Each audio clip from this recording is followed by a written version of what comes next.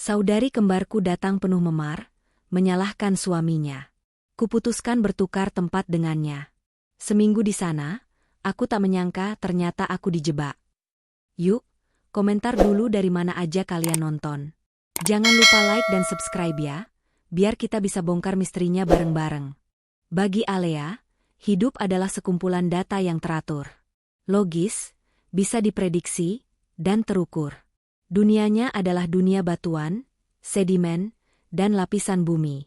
Setiap pagi, ia duduk di mejanya di sebuah perusahaan tambang di Palu, menyesap kopi hitam pahit, dan mulai menganalisis sampel.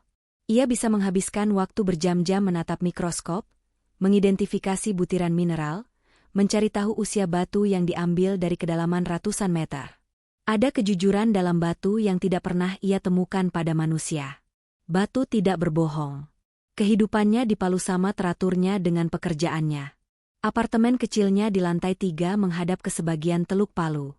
Udaranya selalu hangat, dan angin laut membawa aroma garam yang samar. Perabotnya minimalis, fungsional, dan bersih. Tidak ada foto berlebihan, hanya beberapa buku teks geologi, novel fiksi ilmiah, dan satu pot sukulen yang bandel. Alea adalah seorang geolog junior. Ia menyukai pekerjaannya. Ia menyukai ketenangan kotanya, yang perlahan bangkit dan membangun kembali dirinya dengan ketabahan yang sunyi. Ia menyukai rutinitas. Satu-satunya anomali dalam hidupnya yang terstruktur adalah Elena. Saudara kembarnya itu adalah kebalikannya.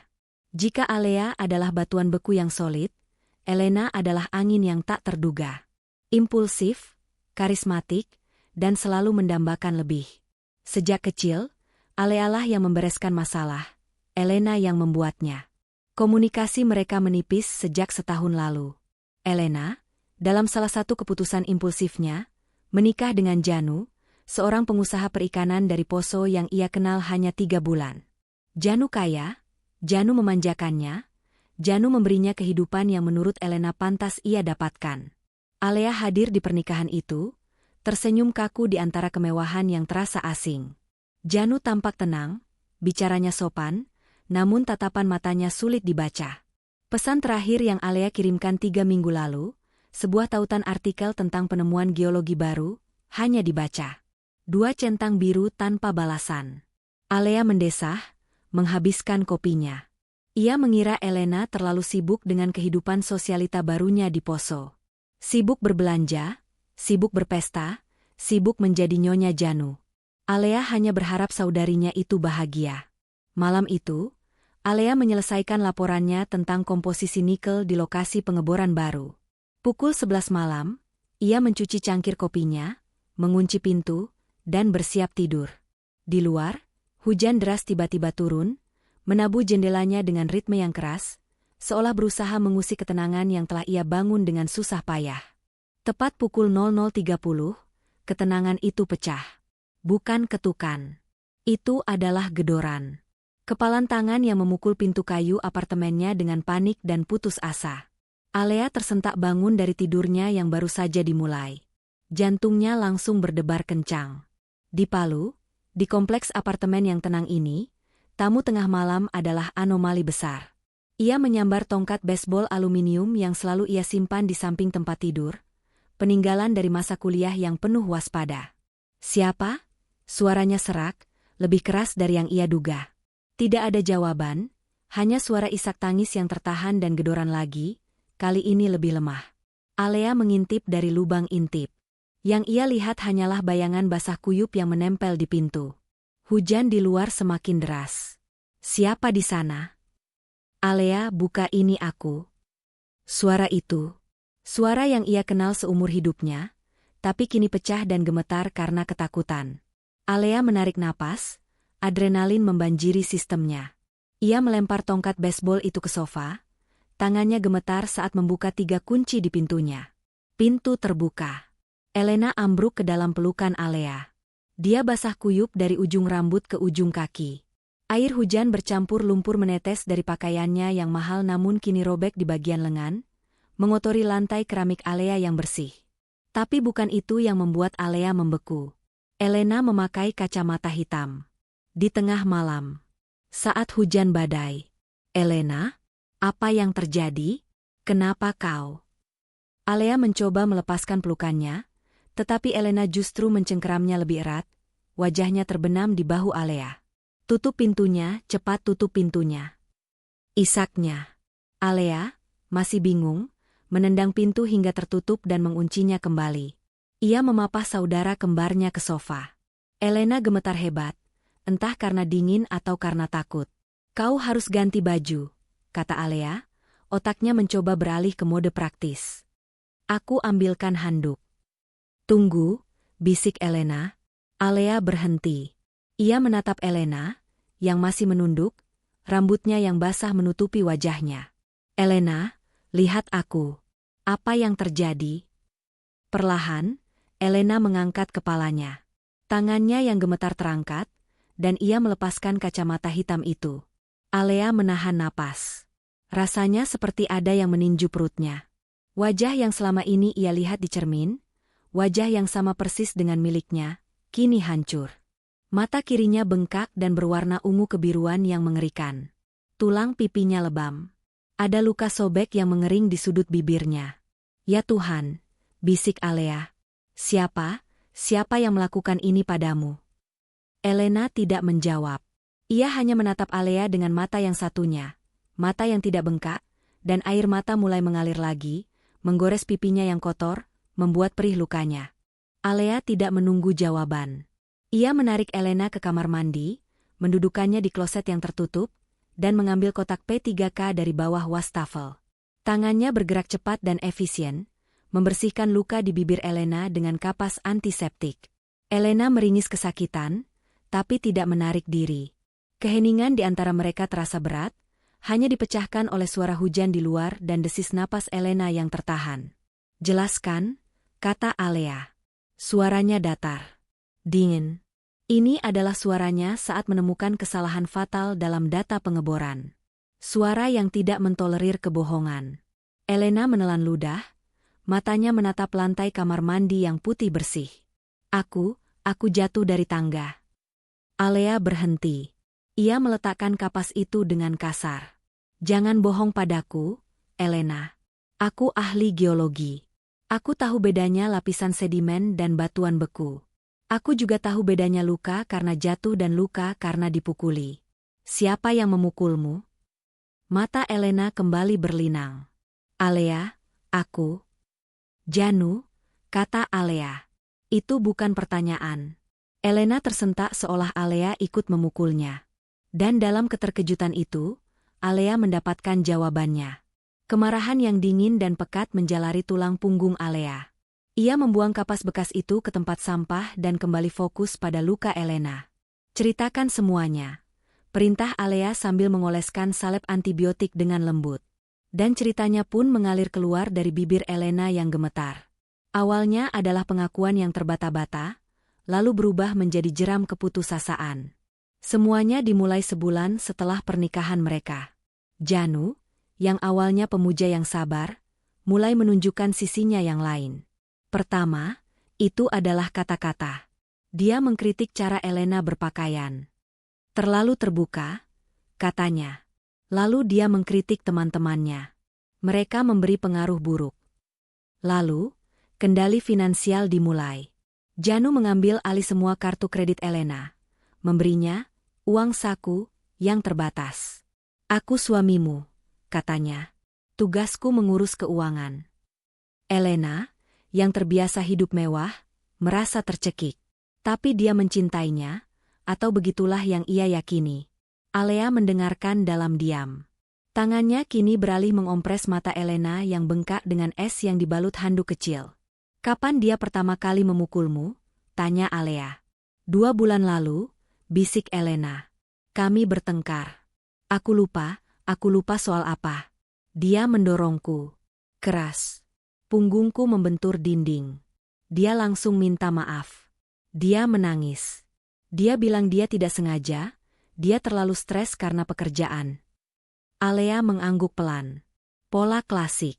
Setelah itu, lanjut Elena, suaranya nyaris tak terdengar. Semakin mudah baginya. Tamparan saat aku membantah. Cengkeraman keras di lengan saat aku ingin pergi. Dia selalu minta maaf setelahnya. Dia membelikanku perhiasan, dia membawaku berlibur. Dia bilang dia akan berubah. Tapi tadi malam, kata Alea, dia tidak berhenti. Elena terisak. Aku tidak sengaja menjatuhkan laptop kerjanya. Laptop itu penting. Aku tersandung karpet. Dan dia meledak. Dia bilang aku tidak berguna, aku hanya benalu. Dia memukuliku, Alea. Bukan hanya mendorong. Dia memukuliku.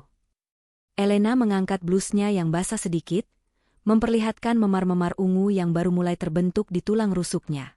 Aku menunggu sampai dia tertidur. Aku mengambil uang tunai yang kusembunyikan di kotak sepatu, mengambil kunci mobilnya, dan mengemudi ke sini. Sepanjang jalan dari Poso, aku takut dia menyusul.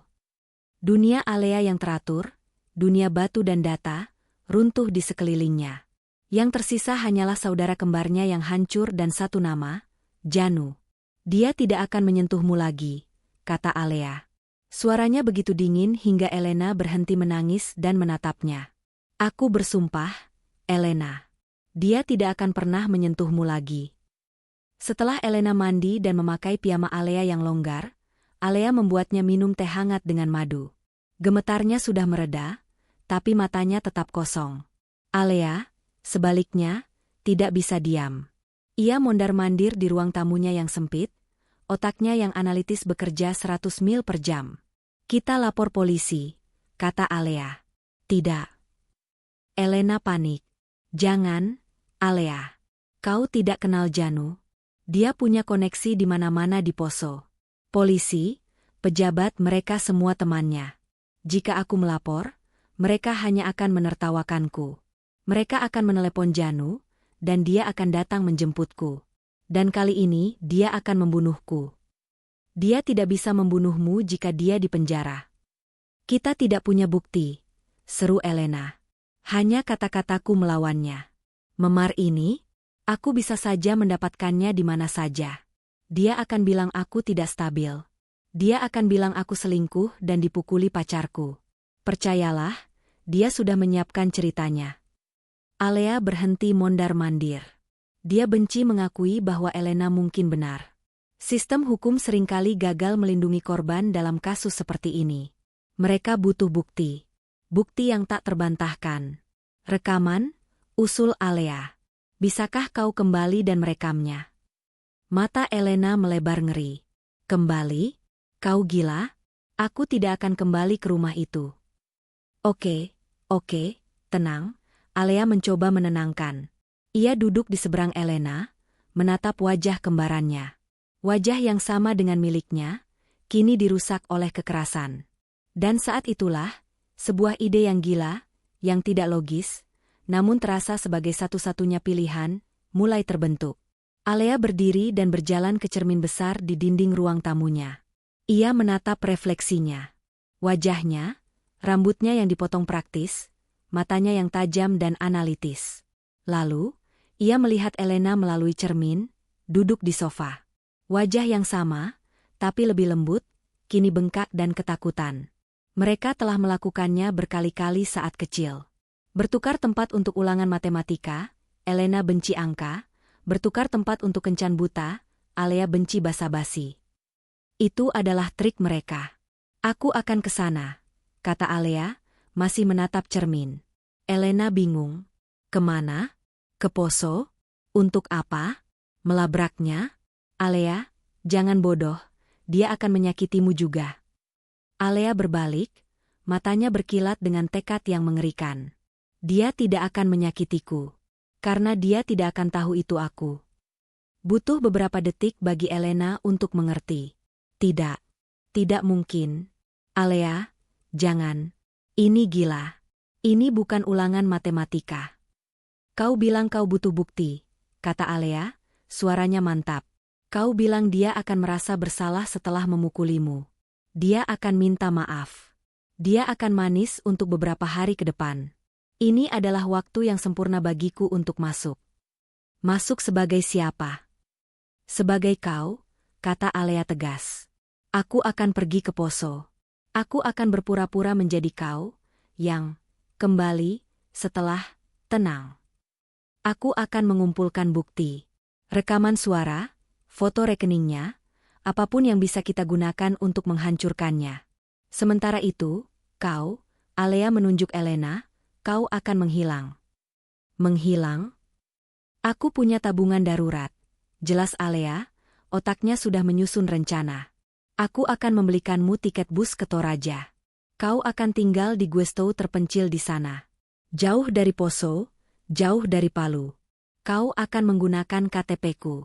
Mulai sekarang, kau adalah Alea. Seorang ahli geologi yang sedang cuti penelitian. Tidak ada yang akan mencarimu di sana. Elena gemetar. Alea, aku tidak bisa membiarkanmu melakukan ini. Dia berbahaya.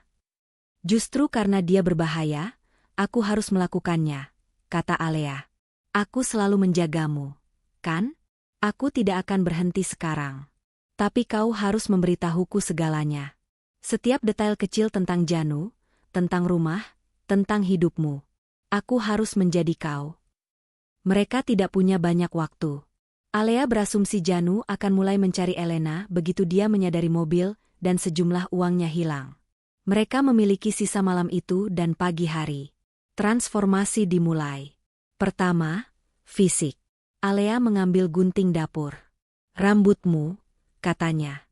Elena memiliki rambut yang sedikit lebih panjang dan bergelombang, hasil perawatan salon yang mahal. Rambut Alea lurus dan dipotong bob praktis. Ini, Elena menyerahkan ikat rambutnya. Alea mengikat rambutnya ke belakang, membiarkan beberapa helai jatuh di depan, meniru gaya Elena yang lebih santai.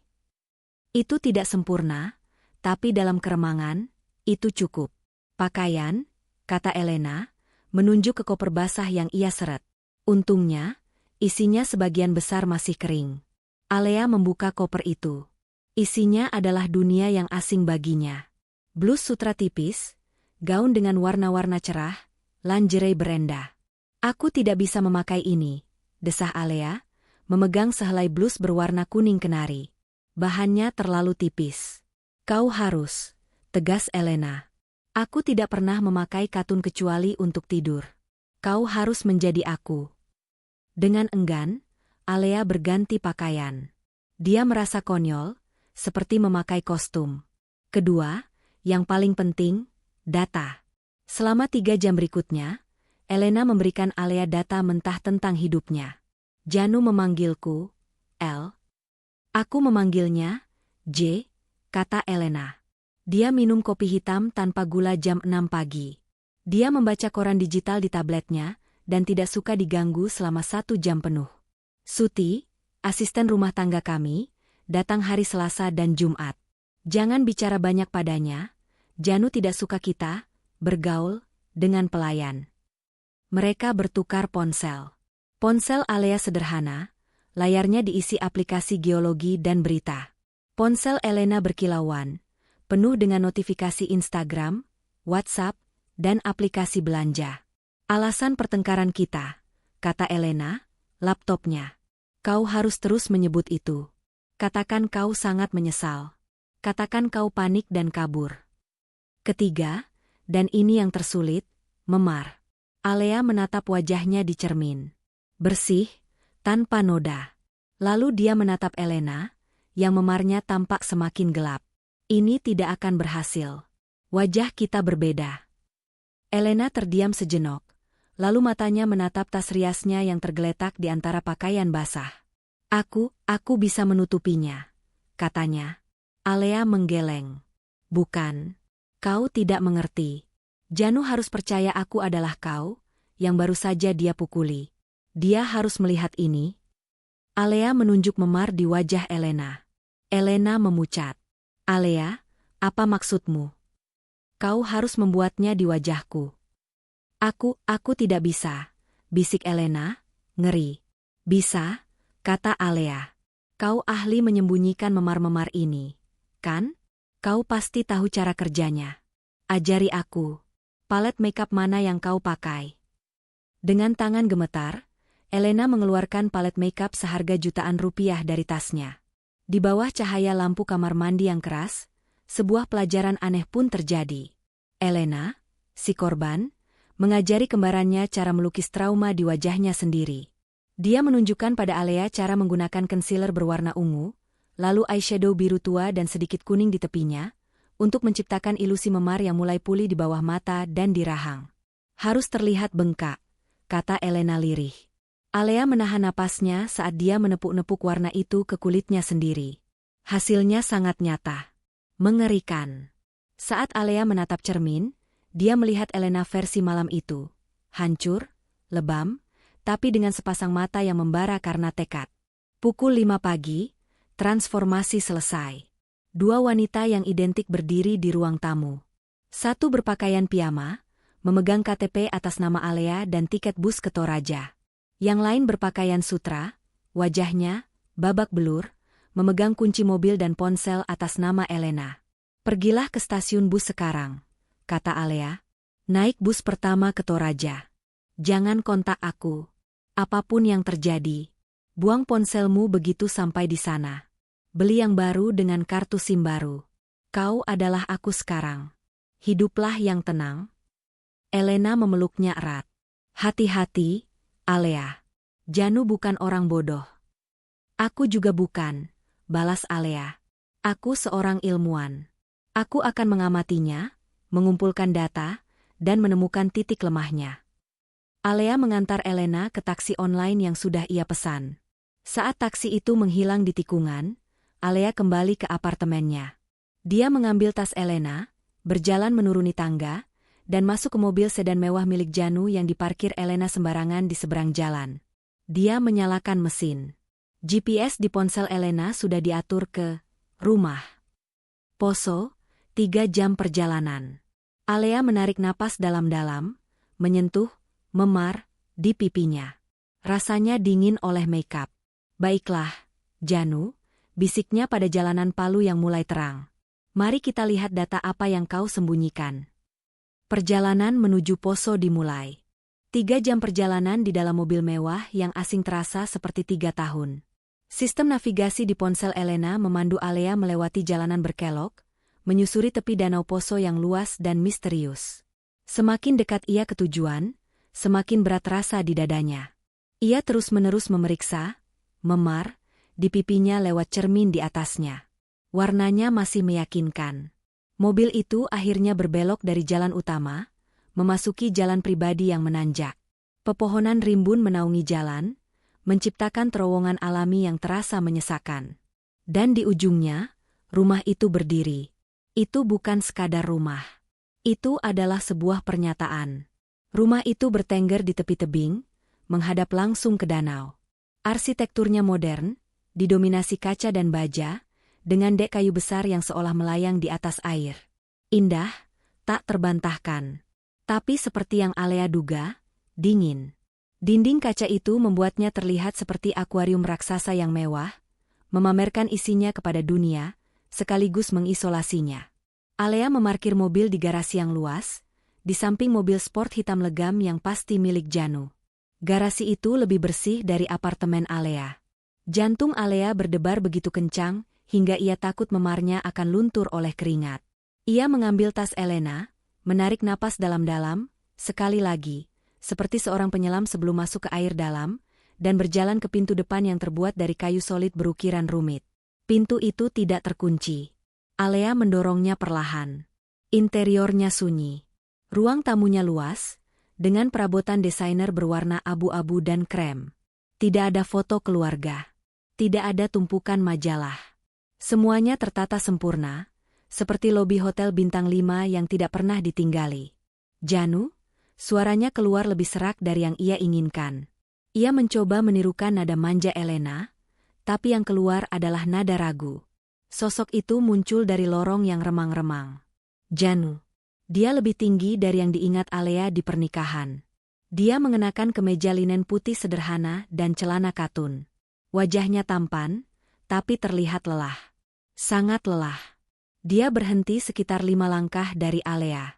Matanya menatap Alea, atau lebih tepatnya, menatap wajah Alea. Dia melihat, memar, itu, matanya menyipit sejenak.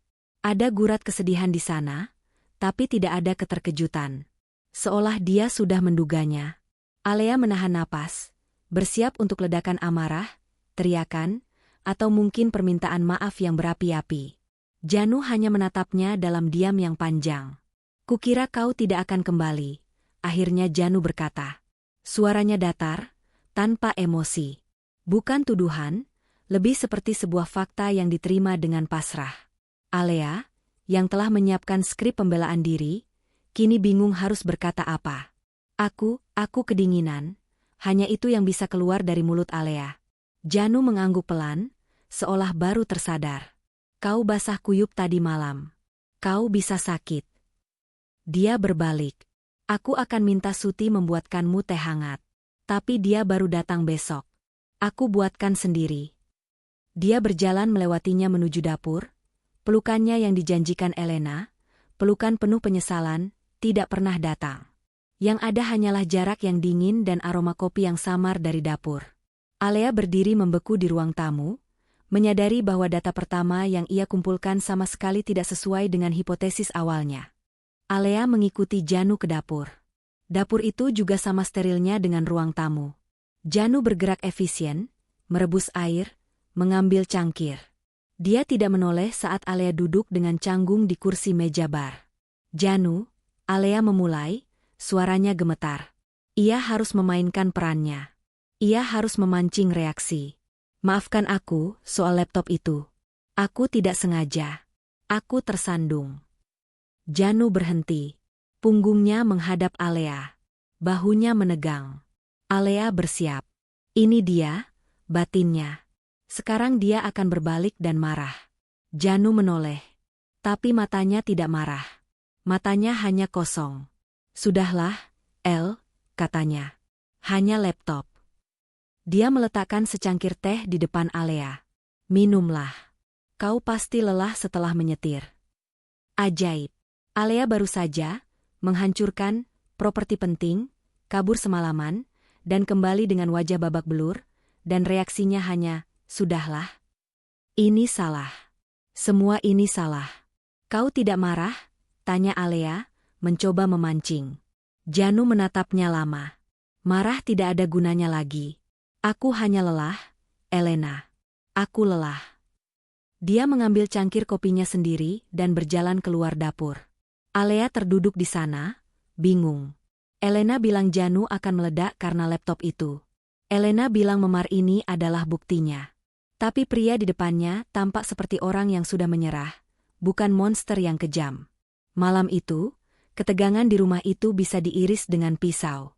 Alea, sebagai Elena, naik ke kamar tidur utama.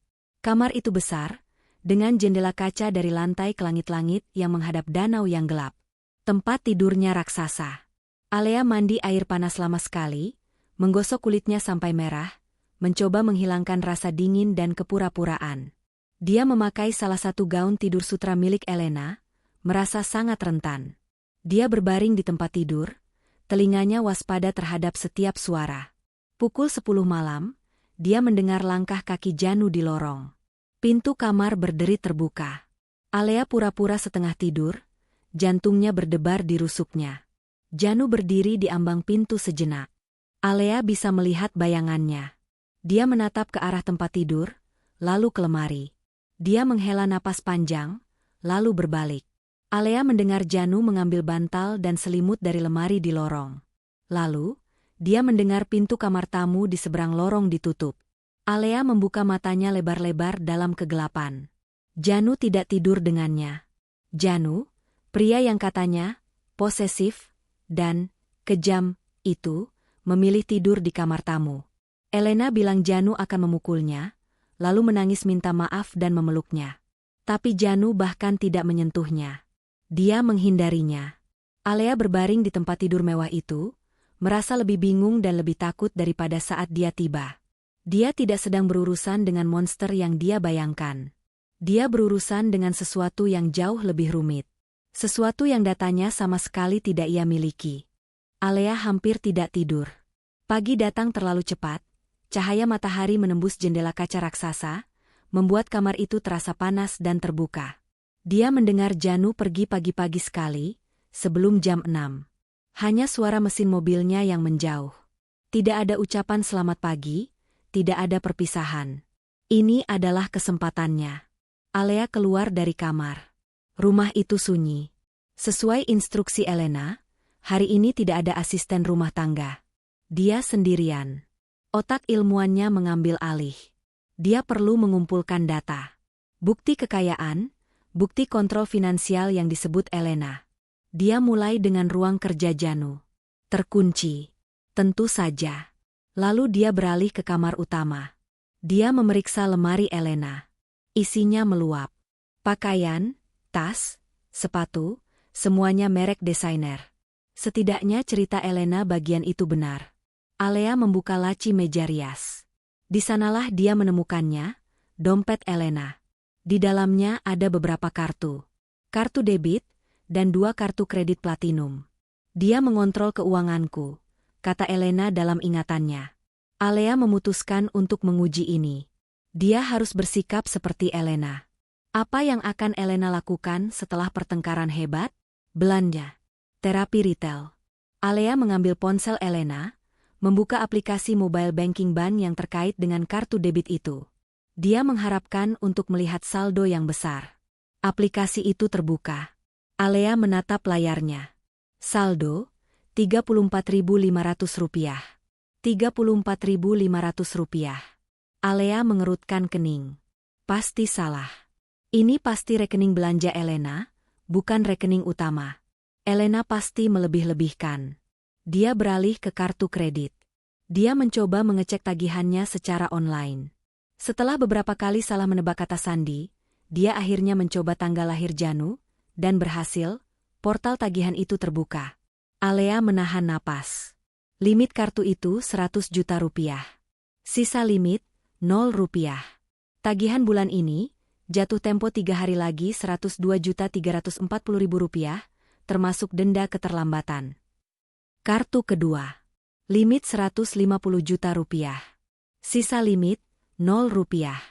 Alea terduduk di tepi tempat tidur mewah itu. Ini bukan tanda-tanda suami kaya yang mengontrol istrinya. Ini tanda-tanda seseorang yang hidup di luar kemampuan, seseorang yang berada di ambang kehancuran finansial. Dia bangkrut perlahan, bisik Alea, teringat kata-kata Elena. Tapi nadanya sekarang berbeda. Elena menyeratkan Janu pelit. Data ini menunjukkan Janu tidak punya apa-apa lagi untuk diberikan. Alea merasa mual. Dia menatap blus sutra yang dia kenakan, pakaian Elena. Berapa harganya? Berapa harga semua barang di ruangan ini? Dia harus berbicara dengan Janu. Tapi bagaimana dia bisa bertanya tentang ini tanpa membongkar penyamarannya? Dia memutuskan untuk menggunakan skrip Elena. Dia akan meminta uang. Malam itu, saat Janu pulang, lagi-lagi, tampak lelah dan pendiam, Alea mencegatnya di ruang makan. Katanya, mencoba terdengar merajuk seperti yang Elena ajarkan. Aku butuh, ya, kartu kreditku sepertinya bermasalah.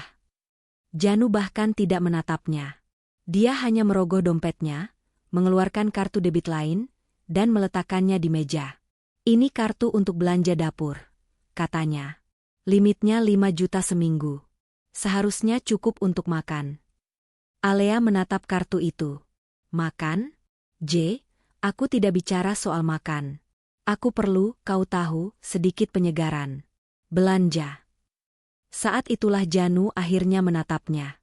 Tatapannya dingin. Belanja? Kau serius? Elena? Setelah semua, setelah tadi malam, kau pikir kita bisa belanja? Tapi aku butuh. Tidak ada uang lagi. Suara Janu naik untuk pertama kalinya. Tidak berteriak, tapi penuh dengan keputusasaan yang tajam. Tidak ada lagi. Kau harus mengerti itu. Uangnya habis. Dia berjalan melewatinya, menuju kamar tamu, dan menutup pintu di belakangnya. Alea menatap kartu debit di meja. 5 juta. Untuk seorang wanita dengan lemari senilai miliaran rupiah. Kejanggalan ini semakin besar. 2 hari berlalu dalam ketegangan yang sunyi. Alea hidup dalam rutinitas yang aneh. Dia bangun di kamar utama yang besar, sendirian. Janu bangun di kamar tamu. Mereka nyaris tidak berbicara.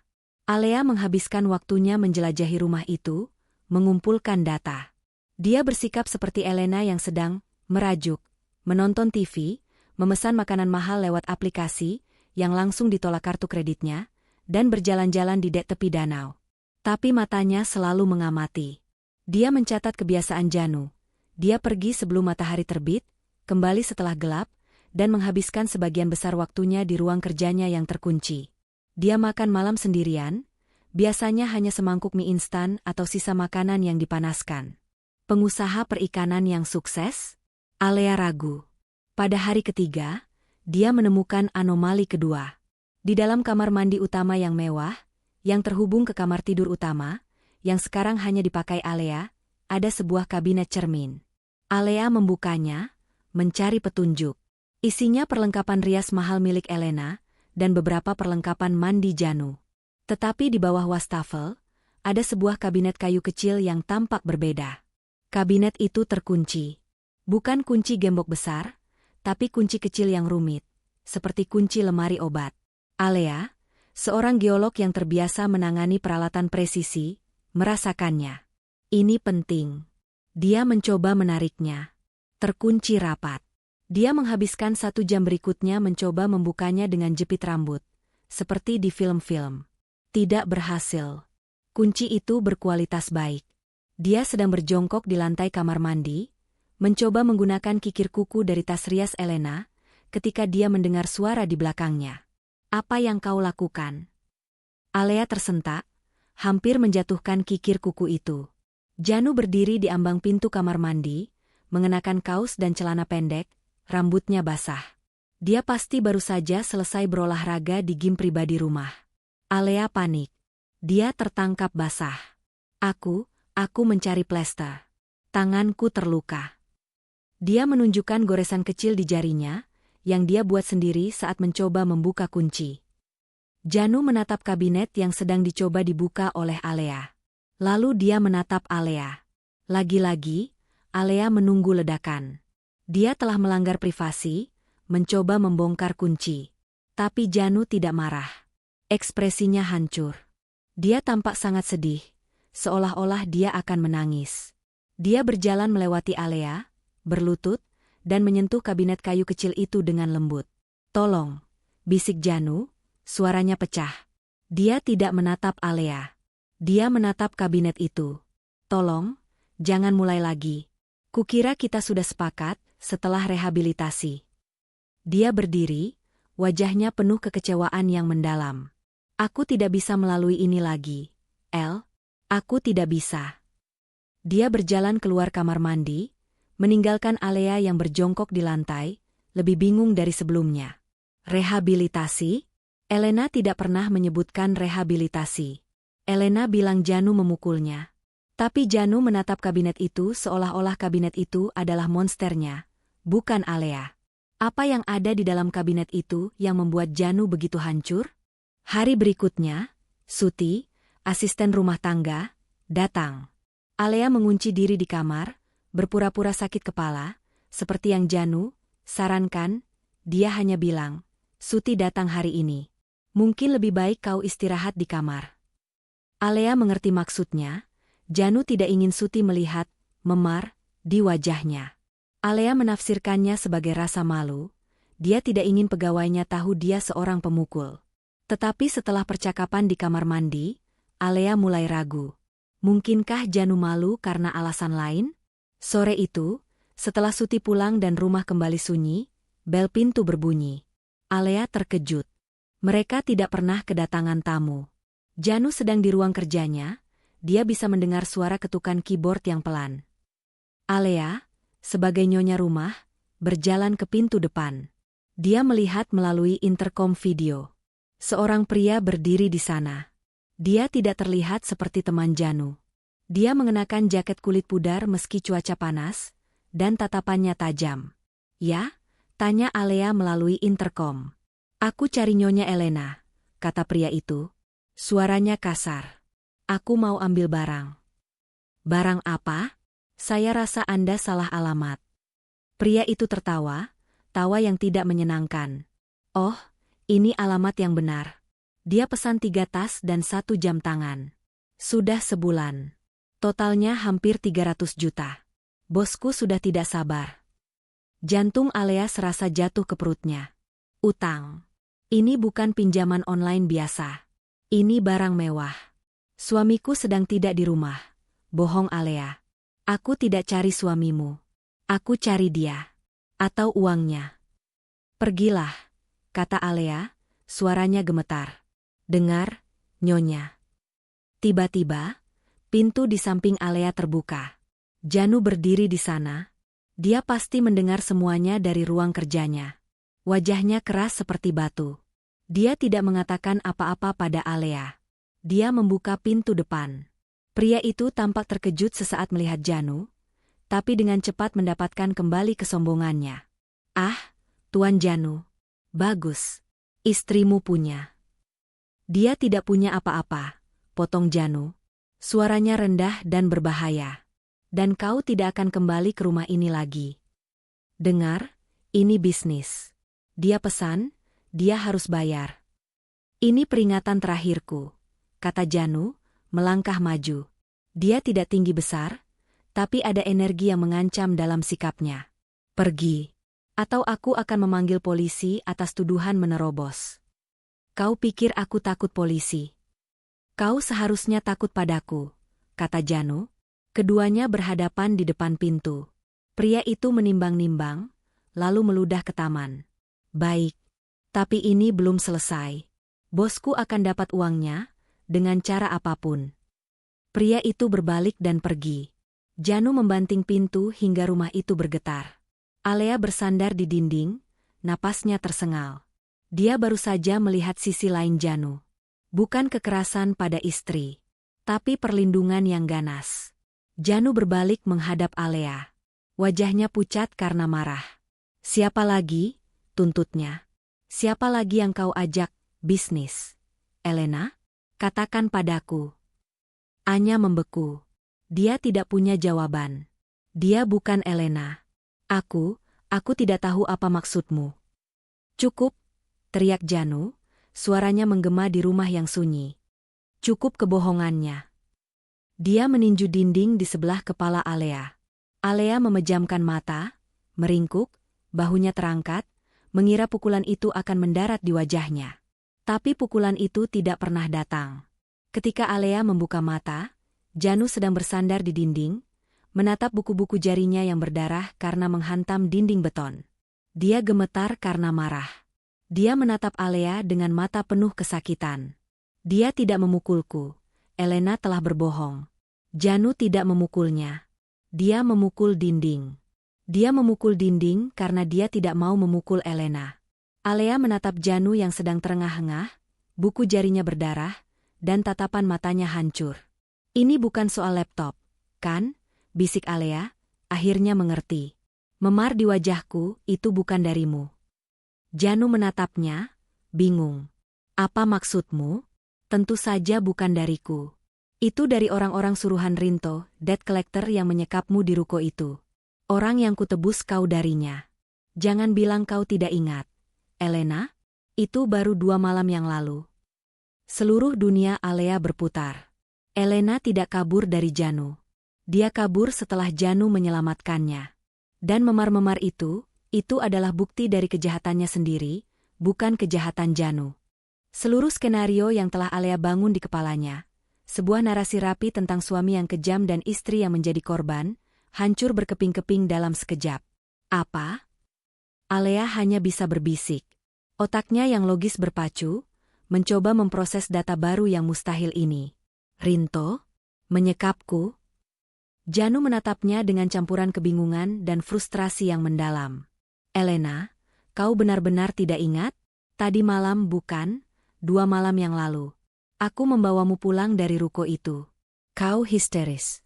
Kau menangis berjam-jam. Pria itu, dia memukulimu karena aku terlambat membayar cicilannya. Dia menatap buku-buku jarinya yang berdarah, lalu ke dinding yang retak. Dan kau kabur dariku. Aku kira kau kabur karena aku membentakmu soal laptop. Aku tidak tahu. Dia menggelengkan kepalanya, tampak kalah. Aku tidak tahu lagi apa yang kau pikirkan. Alea harus bermain peran, cepat. Dia tidak bisa mengaku. Dia harus menjadi Elena yang trauma. Aku takut sekali, bisik Alea, membiarkan suaranya bergetar. Kali ini getaran itu asli. Aku tidak ingat jelas. Semuanya kabur. Aku hanya ingat rasa sakit, aku kira. Dia membiarkan kalimat itu menggantung, membiarkan Janu mengisi bagian yang kosong. Ekspresi Janu melembut dari frustrasi menjadi keputusasaan murni. Kau kira aku yang melakukan itu padamu? Ayah tidak menjawab. Keheningannya adalah jawaban yang cukup. Janu tertawa, tawa kering tanpa humor. Ya Tuhan, tentu saja. Setelah semua ini, tentu saja kau akan menyalahkanku. Dia berjalan ke dapur, mengambil es batu dari freezer dan membungkusnya dengan serbet untuk tangannya yang terluka. Dia tidak menawari Alea apa-apa. Malam itu, rumah itu terasa lebih dingin dari sebelumnya. Janu mengunci diri di ruang kerjanya. Alea sendirian di kamar utama yang luas, otaknya bekerja keras. Rehabilitasi. Debt collector. Rinto. Penyekapan. Ini adalah variabel-variabel yang tidak pernah Elena sebutkan. Alea sekarang tahu hipotesisnya salah. Dia harus kembali ke awal, mengumpulkan data baru. Dan dia tahu harus mulai dari mana. Kabinet kayu yang terkunci di kamar mandi. Dia menunggu sampai lewat tengah malam. Dia mendengar Janu akhirnya keluar dari ruang kerja dan masuk ke kamar tamu. Pintunya tertutup pelan. Alea menunggu 20 menit lagi, sampai dia yakin Janu telah tidur. Dia berjingkat keluar kamar. Janu, dalam kecerobohannya yang lelah, telah melempar celana kerjanya ke kursi di ruang makan. Sebuah gantungan kunci tergeletak di meja di sebelahnya. Jantung Alea berdebar. Dia mengambil gantungan kunci itu. Ada 5 kunci di sana. 2 kunci mobil, 1 kunci rumah besar, dan 2 kunci kecil yang tampak rumit. Dia kembali ke kamar mandi utama. Kunci kecil pertama tidak cocok. Kunci kecil kedua, klik. Pintu kabinet terbuka tanpa suara. Alea menyalakan senter di ponsel Elena. Dia mengarahkan cahayanya ke dalam. Dan isi perutnya serasa terbalik. Dugaan awalnya adalah obat-obatan terlarang. Tapi ini lebih menyedihkan, lebih berantakan. Tidak ada obat terlarang. Tapi ada tumpukan botol obat resep yang sudah kosong. Botol-botol kecil berwarna coklat. Alea membaca labelnya, Alprazolam. Diazepam. Obat penenang dosis tinggi. Semua diresepkan untuk Elena. Di belakang botol-botol itu, ada tumpukan kertas yang dilipat. Alea menariknya keluar. Itu bukan tagihan kartu kredit biasa. Itu adalah surat-surat tagihan yang dicetak ala kadarnya, dengan bahasa yang mengancam, dari puluhan aplikasi pinjaman online. Angkanya bervariasi dari 500.000 hingga 10 juta, tapi jumlahnya puluhan. Bunganya tidak masuk akal. Di tumpukan paling bawah, dia menemukan setumpuk kwitansi dari Pegadaian. Satu persatu, Alea membaca deskripsinya, cincin berlian mata 3, kalung emas putih, jam tangan merek RLX. Itu adalah perhiasan yang Janu belikan untuk Elena, kini tergadai. Dan terakhir, terlipat rapi di sudut, sebuah brosur. Brosur itu mengkilap, menampilkan gambar danau yang tenang. Judulnya, Poso Lake Wellness Retreat, temukan kedamaian dari kecanduan Anda. Semuanya jelas sekarang. Rehabilitasi, itu benar. Kecanduan obat penenang. Utang pinjaman online yang masif. Kecanduan belanja yang tak terkendali. Janu tidak sedang menyembunyikan kekejamannya. Dia sedang menyembunyikan kebangkrutan dan kehancuran istrinya. Alea tidak tidur. Dia duduk di sofa ruang tamu yang dingin, menunggu fajar. Tumpukan surat tagihan pinjaman online dan brosur rehabilitasi itu tergeletak di meja kopi di depannya. Pukul 5.30 pagi, Janu keluar dari kamar tamu, tampak kuyu. Dia berhenti total ketika melihat Alea, lalu melihat apa yang ada di atas meja. Wajahnya mengeras. Kau membongkarnya, katanya datar. Kau bilang aku dari rehabilitasi, kata Alea, suaranya mantap. Dia tidak lagi berperan sebagai Elena yang manja. Dia adalah Alea sang analis. Kecanduan apa? Janu menatapnya lama, seolah-olah dia sedang melihat orang asing. Dan memang begitu. Kau benar-benar tidak ingat apa-apa, Ya, desahnya, akhirnya duduk di kursi seberang Alea. Dia tampak seperti pria yang telah berjuang sendirian terlalu lama dan akhirnya menyerah. Jelaskan, perintah Alea. Dan Janu pun menjelaskan. Semuanya mengalir keluar, bukan sebagai tuduhan, tapi sebagai laporan fakta yang menyedihkan. Semuanya dimulai dengan belanja, kata Janu. Aku tidak masalah. Aku mencintaimu, aku ingin kau bahagia. Aku membangun bisnisku dari nol, dan aku ingin memanjakanmu. Tapi setahun yang lalu, itu berubah. Belanja saja tidak cukup. Elena mulai bosan. Dia menemukan judi online. Slot, poker, taruhan olahraga. Awalnya dia menang besar, kata Janu. Dia memamerkannya. Tapi kemudian dia mulai kalah. Dan dia tidak bisa berhenti. Dia mengejar kerugiannya.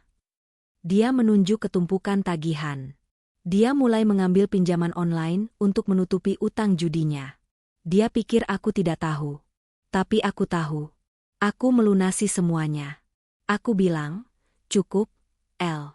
Ini sudah selesai. Janu berdiri dan berjalan ke jendela kaca besar, menatap danau yang mulai terang. Lalu datanglah obat-obatan, lanjutnya. Kecemasan karena utang. Dia tidak bisa tidur. Seorang dokter memberinya resep. Lalu dokter lain. Dia menjadi mati rasa. Kosong. Rehabilitasi itu, kata Janu, suaranya tercekat. 6 bulan lalu. 3 bulan di sana. Puluhan juta kuhabiskan. Dia keluar, bersumpah dia sudah bersih. Dan itu hanya bertahan sebulan. Dia berbalik menghadap Alea. Usaha perikananku, kapal-kapalku, semuanya kugadaikan. Satu persatu, untuk membayar utang judimu, untuk membayar lintah darat seperti Rinto. Kita bangkrut, Elena. Bangkrut. Alea menelan ludah yang terasa pahit. Pria yang datang kemarin. Hanya satu dari banyak, kata Janu. Dia menagih tas dan jam tangan yang kau pesan secara kredit dari pasar gelap. 300 juta. Alea memejamkan matanya. Skala bencana ini jauh lebih besar dari yang dia bayangkan. Ceritakan padaku tentang Rinto, kata Alea. Suaranya pelan. Ceritakan apa yang terjadi 2 malam yang lalu. Janu duduk kembali, memijat pelipisnya. Dia terlihat menua 10 tahun dalam 10 menit. Rinto adalah lintah darat terbesar. Bukan pinjaman online. Ini, utang judi. 500 miliar rupiah. Dia memberimu waktu sebulan. Waktunya habis minggu lalu. Janu menatap lurus ke mata Alea. Aku tidak punya uangnya. Aku mencoba bernegosiasi. Dia tidak mau. 2 malam yang lalu, Janu melanjutkan, suaranya menjadi bisikan yang mengerikan, kau bilang kau mau pergi ke salon. Kau tidak kembali. Pukul 8 malam, aku mendapat telepon. Itu Rinto. Dia bilang, istrimu ada padaku. Dia menawarkan diri sebagai jaminan. Bawa uangnya, atau aku akan menjualnya. Alea merasa mual. Dia mengirimiku gambar. Bisik Janu. Gambar dirimu, setelah anak buahnya memukulimu. Sebagai peringatan. Dia memberiku waktu 2 jam. Janu gemetar. Aku tidak punya uangnya, El. Aku tidak punya apa-apa lagi. Kecuali apa? Rumah ini, katanya, menunjuk ke sekeliling. Satu-satunya aset yang tersisa atas namaku. Aku menelepon pengacaraku. Aku menandatangani surat kuasa. Aku menyerahkan rumah ini pada Rinto. Sebagai tebusan untukmu. Hening. Aku menjemputmu di ruko kosong dekat pelabuhan, kata Janu. Kau berantakan. Kau menangis. Kau berteriak padaku. Kau bilang aku terlambat. Kau bilang aku membiarkan ini terjadi. Kau bilang kau membenciku. Janu menarik napas panjang dan gemetar. Aku membawamu pulang. Aku mencoba membersihkan lukamu, tapi kau mendorongku. Kau berlari ke ruang kerja, mencari sesuatu, aku tidak tahu apa. Kau tersandung, kau menjatuhkan laptopku. Laptop berisi satu-satunya sisa data bisnisku. Dan aku meledak. Aku tidak memukulmu, katanya, seolah membaca pikiran Alea. Aku tidak pernah memukulmu. Aku berteriak. Aku membentakmu. Aku bilang kau adalah benalu yang menghancurkan hidupku. Dan kemudian, Janu menatap Alea dengan mata yang hancur. Kau menatapku seolah-olah aku adalah monster. Kau mengambil kunci mobilku dan kabur. Alea akhirnya mengerti. Elena tidak kabur dari Janu yang kejam. Dia kabur dari konsekuensi perbuatannya. Dia kabur dari Janu yang akhirnya mengatakan kebenaran. Dan dia kabur dari Rinto, yang kini memiliki rumah mereka. Alea menatap pria di depannya. Janu bukanlah penjahatnya. Dia adalah korban lain, sama seperti Alea. Terperangkap dalam jaring yang ditebar Elena. Kita harus pergi, kata Alea, otaknya yang praktis mengambil alih. Rinto bisa datang kapan saja untuk mengambil rumah ini. Pergi kemana? Tanya Janu. Kita tidak punya apa-apa. Apartemenku di Palu sudah kujual. Semuanya sudah habis. Alea membeku. Apartemenku di Palu. Dia memikirkan Elena. Elena yang ketakutan di depan pintunya.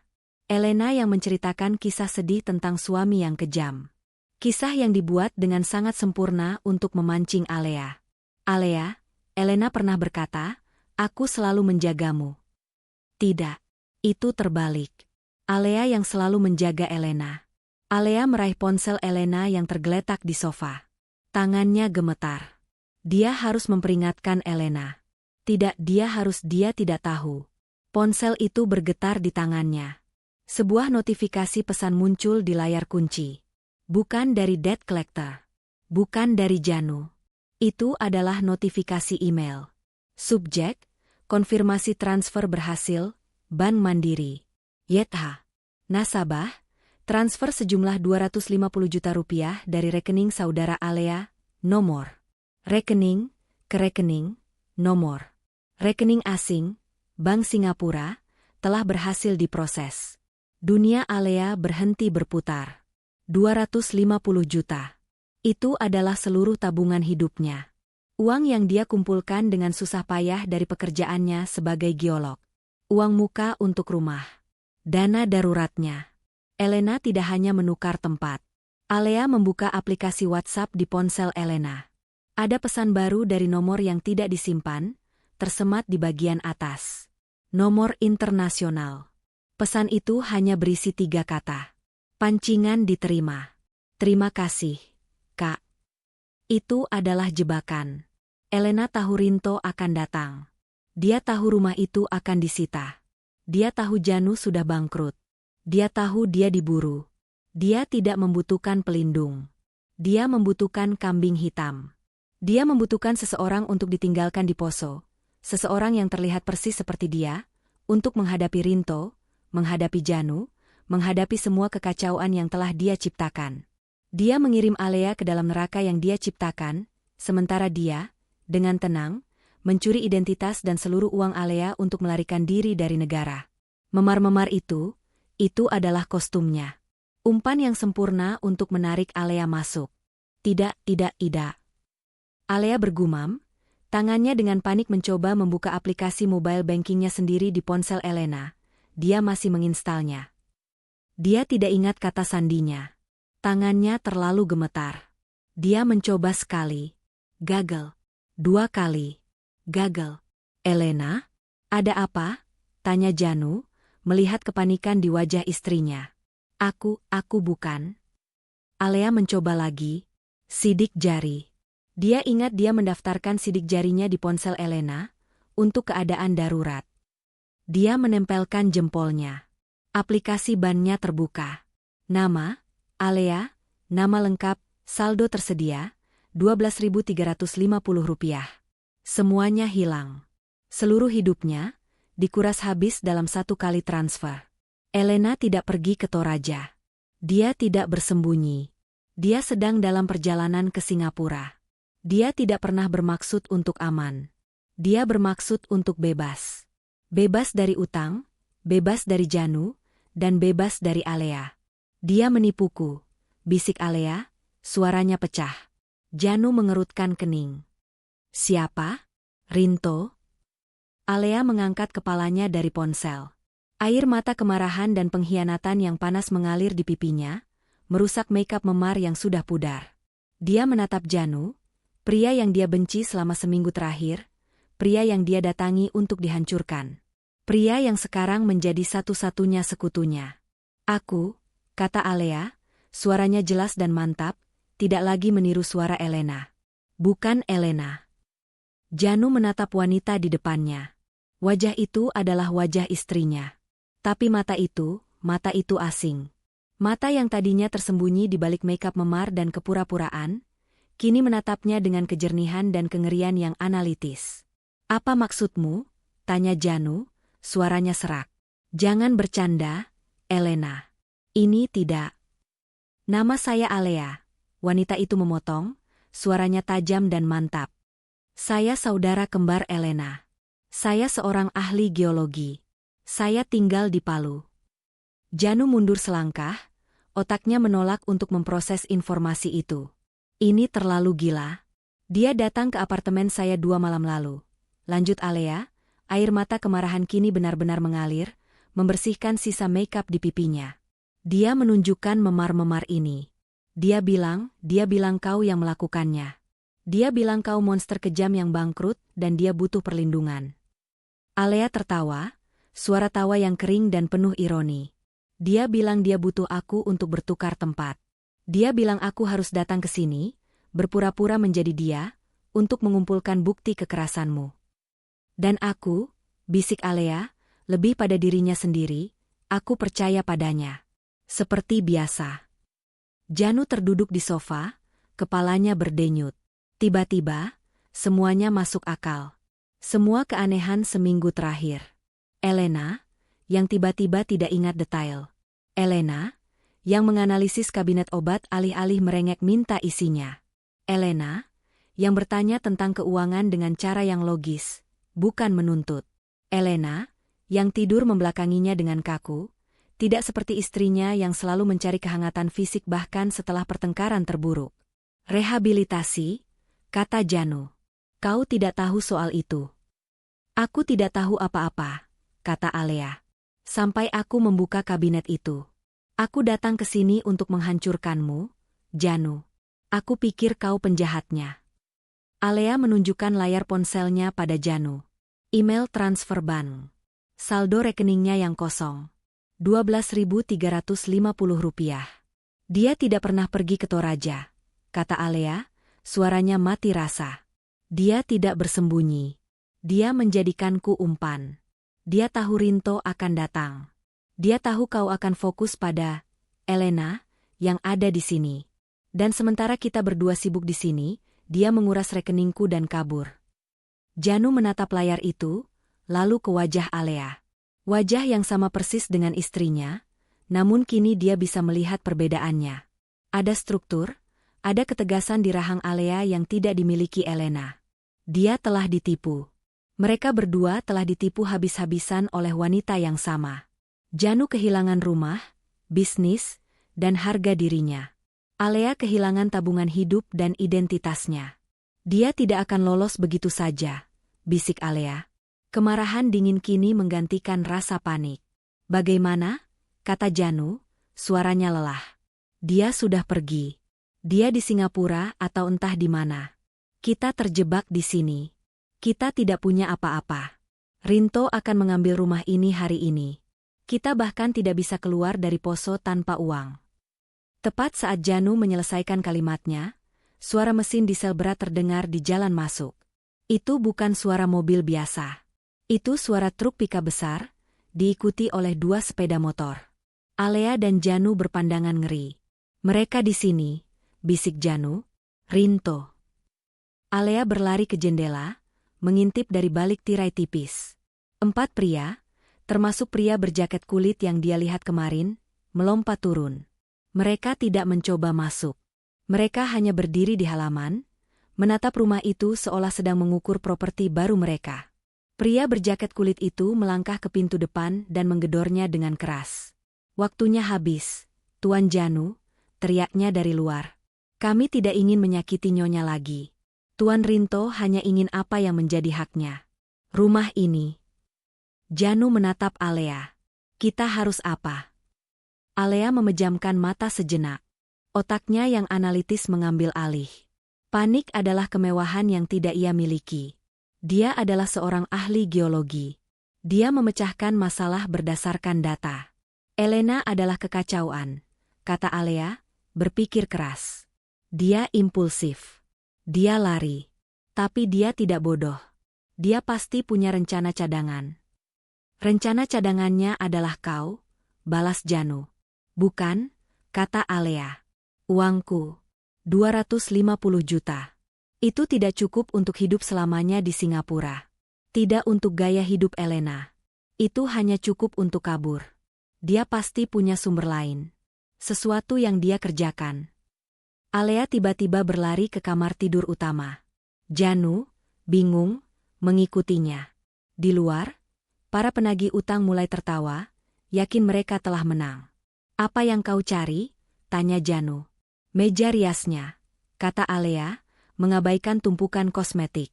Elena tidak serapi ini.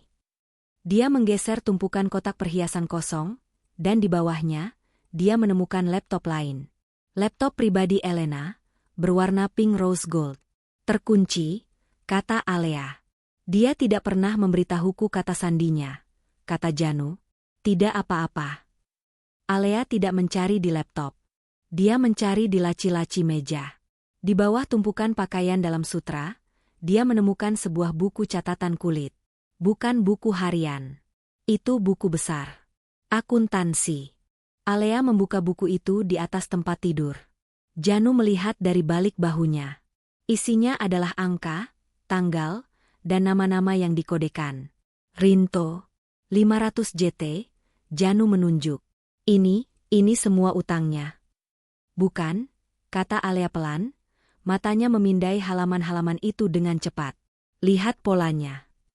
Dia menunjuk ke beberapa entry. Rinto, masuk, 100 JT. Pos 7, keluar, 80 JT. Komisi L, 20 JT. Janu mengerutkan kening. Apa itu? Ini bukan catatan utang, bisik Alea, jantungnya berdebar. Ini adalah buku besar pencucian uang. Elena tidak hanya meminjam dari Rinto. Dia bekerja untuk Rinto. Mata Alea membelalak ngeri saat dia melihat lebih jauh. Dia mengenali beberapa istilah itu. Ya Tuhan, bisik Alea. Apa? Desak Janu. Disinilah keahlianku berguna, kata Alea. Dia berlari kembali ke ruang kerja Janu, yang sekarang tidak terkunci, dan menyalakan komputer desktop Janu. Dia membuka situs web publik milik Dinas Pertambangan dan Energi. Elena pernah pamer soal investasi tambang setahun lalu. Gumam Alea. Aku kira dia bohong. Ternyata tidak. Alea mengetikkan sesuatu. Koordinat. Angka-angka yang dia lihat di buku catatan Elena. Sebuah peta muncul di layar. Peta wilayah pegunungan di luar Poso. Lihat ini, kata Alea pada Janu. Ini adalah area konsesi legal. Tapi koordinat di buku catatan Elena ada di sini. Dia menunjuk ke area kosong di sebelahnya. Area hijau yang seharusnya dilindungi. Dia tidak hanya mencuci uang, kata Alea. Mereka menjalankan tambang emas ilegal skala besar di lahan terlarang. Dan Elena, dia adalah akuntannya. Janu pucat. Rinto, dia lebih dari sekadar lintah darat. Dia gembong kejahatan, kata Alea. Dan Elena baru saja kabur dengan membawa buku besar dan sebagian uangnya. Gedoran di pintu depan semakin keras. Janu, kami tahu kau di dalam. Keluar. Alea menatap Janu. Sebuah rencana gila dan berbahaya mulai terbentuk di benaknya. Rinto ingin rumah ini? Tanya Alea. Ya. Dia tidak tahu aku bukan Elena, kan? Tentu saja tidak, kata Janu. Bagus. Alea meraih ponsel Elena. Mereka pikir mereka berurusan dengan istri penjudi yang ketakutan. Mereka salah. Mereka sedang berurusan dengan seorang ahli geologi yang sangat marah. Apa rencanamu? Tanya Janu. Kita tidak bisa melawan mereka dengan kekuatan, kata Alea. Kita harus menggunakan data. Rinto mungkin punya orang-orang ini, tapi dia tidak bisa melawan pemerintah. Alea mulai mengetik cepat di komputer Janu, menyusun email anonim. Dia melampirkan halaman-halaman yang dia foto dari buku catatan Elena. Dia melampirkan koordinat GPS dari tambang ilegal itu. Dia melampirkan peta geologi yang menunjukkan pelanggaran wilayah.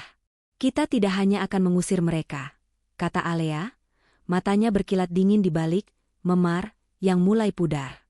Kita akan mengubur mereka. Dia menatap Janu.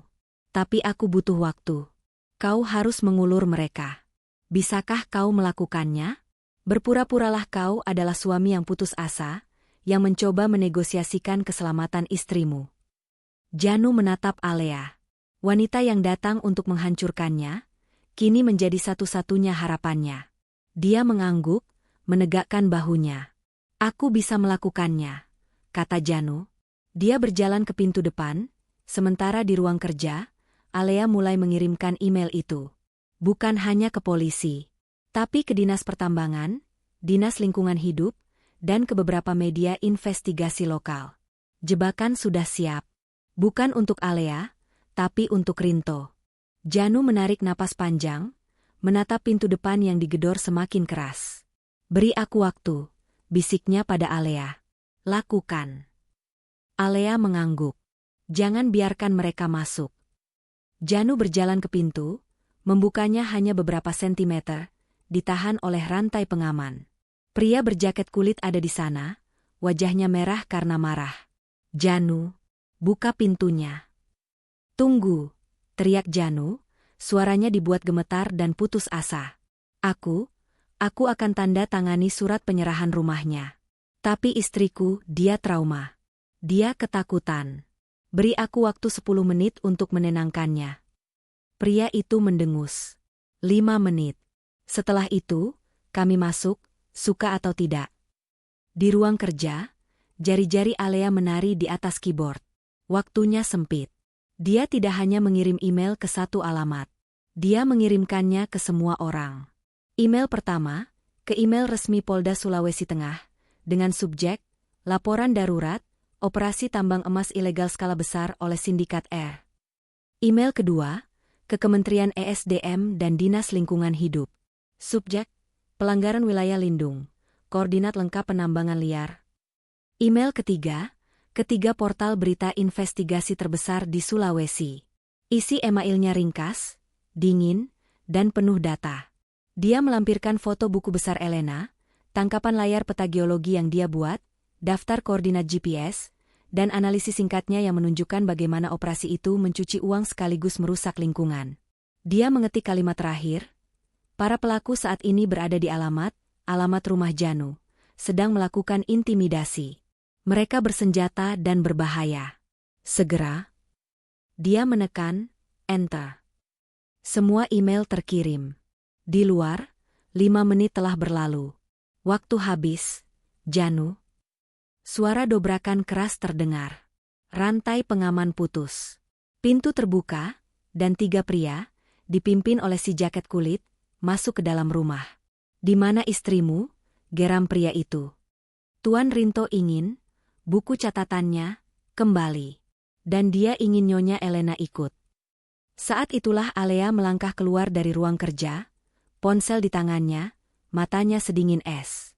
Pria berjaket kulit itu menyeringai saat melihat Alea. Ah, Nyonya Elena, kau tidak lari jauh, ya? Bagus. Kau menghemat tenaga kami. Janu bergerak untuk berdiri di depan Alea, tapi 2 pria lainnya menahannya. Lepaskan dia, kata Alea, suaranya mantap. Pria itu tertawa. Kau tidak sedang dalam posisi memberi perintah. Sekarang, serahkan buku catatan itu, dan ikut kami baik-baik. Alea menatapnya. Buku catatan itu? Aku sudah mengirimkannya. Senyum pria itu lenyap. Apa maksudmu? Aku mengirimkannya ke polisi, kata Alea dengan jelas. Ke Dinas Pertambangan. Ke wartawan. Aku mengirimkan koordinat tambang emas ilegal bosmu. Aku mengirimkan akuntansinya. Aku mengirimkan alamat ini. Mata pria itu melebar ngeri. Dia tidak berurusan dengan istri penjudi yang bodoh. Dia tidak tahu siapa yang dihadapinya. Kau bohong. Apa aku terlihat bohong? Tanya Alea. Aku seorang ahli geologi. Aku tahu persis apa yang kulihat di buku catatan itu. Pria itu panik. Dia memberi isyarat kepada anak buahnya. Ambil dia. Cepat. Kita pergi. Mereka menerjang maju. Janu melawan, memberi Alea waktu sepersekian detik untuk berlari ke dapur. Tapi sebelum salah satu dari mereka bisa menyentuhnya, suara sirene terdengar. Bukan satu sirene, tapi lusinan. Suara itu datang dari segala arah, memekakan telinga, memenuhi rumah di tepi danau itu dengan gaung keadilan yang tak terhindarkan. Pria berjaket kulit itu membeku, wajahnya pucat pasi. Jebakan, desisnya. Tim polisi berseragam lengkap menyerbu masuk rumah dari pintu depan yang sudah hancur. Polisi, jangan bergerak, tangan di atas kepala. Ketiga pria itu, yang tadinya begitu sombong, langsung mengangkat tangan. Mereka tahu permainan telah berakhir. Sindikat yang mereka lindungi jauh lebih besar daripada sekadar utang rumah tangga. Mereka adalah bagian dari kejahatan terorganisir. Seorang kapten polisi yang tegas masuk, memandang kekacauan itu. Dia melihat Janu yang babak belur, lalu ke Alea yang berdiri tegap di dekat dapur. Siapa yang mengirim email? Tanyanya. Saya, kata Alea. Dia melangkah maju, menunjukkan KTP-nya sendiri dari saku celananya. Nama saya Alea. Saya bukan Elena. Saya dijebak oleh saudari kembar saya. Orang-orang ini adalah bagian dari sindikat tambang ilegal yang baru saya laporkan. Kapten itu menatap KTP Alea, lalu ke wajahnya, lalu ke para pria yang diborgol. Laporannya pasti menyebut nama, Rinto. Dia mengangguk. Laporan di komputernya pasti sudah memvalidasi data Alea. Rumah ini sekarang menjadi tempat kejadian perkara, kata kapten itu. Kalian berdua, dia menunjuk Alea dan Janu, harus ikut kami ke kantor untuk memberikan keterangan lengkap. Kalian adalah saksi kunci. Janu menatap Alea. Dia telah kehilangan rumahnya, bisnisnya, dan istrinya. Tapi untuk pertama kalinya dalam setahun, dia terlihat bebas. 6 bulan kemudian, apartemen Alea di Palu terasa sama. Tenang, teratur, menghadap teluk. Tapi Alea sudah berubah. Dia tidak lagi naif. Proses hukum itu panjang dan melelahkan. Kesaksian Alea dan Janu, dikombinasikan dengan buku besar Elena dan data geologi, sudah cukup. Rinto dan seluruh jaringannya ditangkap. Tambang ilegal itu ditutup. Rumah di Poso disita oleh negara sebagai bagian dari aset kejahatan. Janu, yang terbukti juga sebagai korban penipuan Elena, dibebaskan dari segala tuntutan. Dia kehilangan segalanya, tapi dia mendapatkan kembali hidupnya. Terakhir Alea dengar, Janu pindah ke Makassar, benar-benar memulai dari nol sebagai pekerja di kapal nelayan, jauh dari kemewahan dan kebohongan. Alea kembali ke pekerjaannya. Hari itu, dia sedang meneliti sampel batuan di bawah mikroskopnya ketika sebuah surat datang. Surat itu tipis, tanpa alamat pengirim, dengan cap pos dari Singapura. Tangannya tidak gemetar saat membukanya.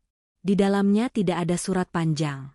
Hanya ada selembar bank draft senilai 50 juta rupiah, dan selembar catatan kecil. Satu kata. Maaf. Alea menatap catatan itu sejenak. 50 juta. Uang pelipur lara. Uang yang dimaksudkan untuk membeli pengampunan, bukan untuk mengganti kerugian. Itu bahkan tidak sampai seperempat dari tabungan hidupnya yang dicuri Elena. Alea mengambil korek api dari laci mejanya.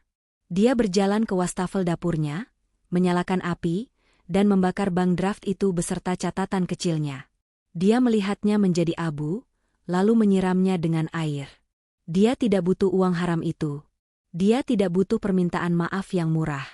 Ponselnya bergetar. Sebuah pesan WhatsApp dari Janu. Baru dapat kabar. Rinto divonis 15 tahun. Elena resmi jadi DPO. Buron internasional. Alea tersenyum tipis. Dia mengetik balasan. Semoga mereka tidak pernah menemukannya. Aku sudah tutup buku. Aku juga, balas Janu hampir seketika. Terima kasih, Alea. Alea meletakkan ponselnya. Dia kembali ke mikroskopnya, ke dunianya yang teratur. Kehidupan Elena yang penuh kekacauan telah menyapu hidupnya seperti tsunami, tapi kini air telah surut. Dan Alea, seperti batu karang yang kokoh, tetap berdiri.